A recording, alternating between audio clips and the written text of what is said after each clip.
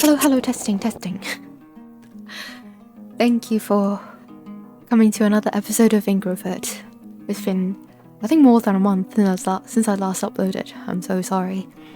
And now, this is a new format of sorts, in which I just put up the video right in front of me while I record the commentary. That way I can see exactly what I'm talking about. Usually I just write out a list of stuff that I wanted to say, like point 1 to 4, and then recorded them, and then hopefully it aligns with what you see on the screen. But now that I see what you see, I think everything will be much smoother, hopefully. So now I'm just drawing a very, very rough sketch of how the composition turns out. And you can see I will make a super big change about the background later, but the mistake that I made here is that you see this is a training ground of sorts, like some sort of training circle in which the main character, we call it the champion here, standing in the middle. He's supposed to stand in the middle of the circle, but in this perspective it kind of looks like that he is standing on the edge of the circle, or maybe even outside the circle. So this is not exactly what I wanted, and I think I'm going to make a big change about it later. It's going to be a large jump. So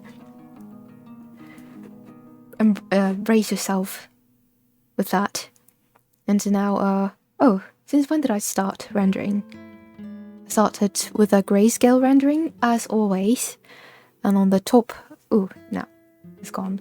I put the character reference on the top left. I found that usually I would just put up an extra window to look at it, but these times I just find it more convenient to just copy the reference and just paste it on the canvas. That way I don't have to move the windows around all the time. And now, yep, I'm trying to adjust the training ground circle a little bit, but it's still not enough. I have referenced a lot of Riot, Legend of Runeterra, splash art, and I noticed something about their composition. Usually the ground would take up a very, very small portion of the corner. So kind of like this, very, very small portion.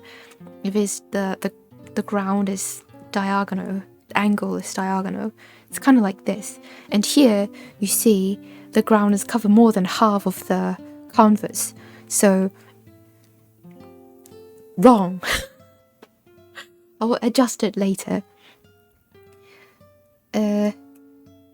Yeah, I kind of referred to a lot of different artwork of the same style, this kind of splash art-ish style, and a lot of them have this similarity of having the ground in the very corner. I don't know how to say it. I think I will put up a Riot splash art reference up later in this sped up painting later. I'll tell you when it comes up. And anyway, there's a large jump, and here I have already started applying colors with, yeah, not much to say at this point. Except with all the stream avatar walking around, with all the Animal Crossing character chilling. And do you hear that? Someone's just hammering the walls. Ignore them. I kind of like how rendering goes. I think that rendering the hair, it goes surprisingly normal. Usually I dread drawing the hair part, especially when I was oh, there you go. You see the on the top left, the splash art. You see the white, the bright part of the ground, the sandy ground of the reference art. is so little. It's the very corner. That's how a lot of splash arts composition goes. I think it makes the angle look like the cameras are near the floor and is looking up at the camera at the character, but here is not so much. The angle here is pretty weird. It kind of looks like it started out with the camera kind of looking slightly downward towards the main character, the champion here, but as you look back, like at the back of the artwork, the background kind of looks like the camera is looking from down to up. Like, kind of weird. It's kind of weird. Oh god, I'm only discovering this now. It's already too late. Oopsie doopsie. But anyway, you can see the ground now. The training ground is now covering just a very, very small portion of the corner. So yeah, he is now finally standing in the middle of the circle. Well, better late than never. What else? Oh, and you can see in the back of the at the back of the champion, these extra archers, they are technically extras, doesn't have any facial features, because at that point I was wondering, when you watch anime and you look at those parent characters or passers-by on the street, they usually don't have faces, just like when you are playing Breath of the Wild, that Dynasty Warrior, Age of Calamity. Yeah, you see those soldiers, none of them can show their face. They're all wearing helmets except Link, even though he's also a soldier. He's the one with his face visible. It's kind of funny. And I was thinking if I should do the same here. But no, at the end, I rejected that idea. I can't do this.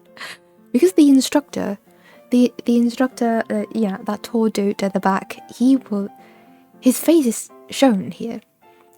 So I thought, well, the archers on the side, they're kind of in the same distance. They're not very far.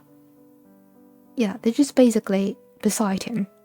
So I was thinking, no, my conscience doesn't allow me to slack off for this. I will draw faces for them as well, even though they are just extras. I think I didn't record it, unfortunately, but I will show you the end result. So it took a lot of reference. It's kind of easy when I just look up D&D character costume, and I can look at real cosplay costumes. If it is really broad, not broad, kind of simply designed clothes, kind of like this cloak, not much elaborate details on it. I would usually look at cosplays because I can see the folds of the clothes better. But if it is more elaborate, kind of like the instructor's costume with all the armors and details on it, I would prefer to look at artworks and concept arts for video games, because these are the ones that have the most. This is the most useful compared to cosplays. Usually cosplays are, Google, when I Google them, it kind of shows cheap and crud cosplays. Those usually what pops up in the first page of Google Images. But anyway, unfortunately, that's how reality is. But I kind of like looking up splash arts, concept art on those artwork, or 3D. Oh yeah, on 3D video game models on ArtStations. Yep. Those are quite useful when it comes to fantasy costume designs, fantasy character designs, or the elaborate armors and emblems and stuff. and textures too. And we are at the end of this video, I think. Let me check. Yeah, we just have a little bit more left. I'm just touching I thought I was going to do some final touch, but as you can see, the progression at the final result, you will see the face of the archer. Ta-da! Thank you so much for watching, and if you like what you see, please feel free to subscribe or like this video or comment, and I'll see you next time.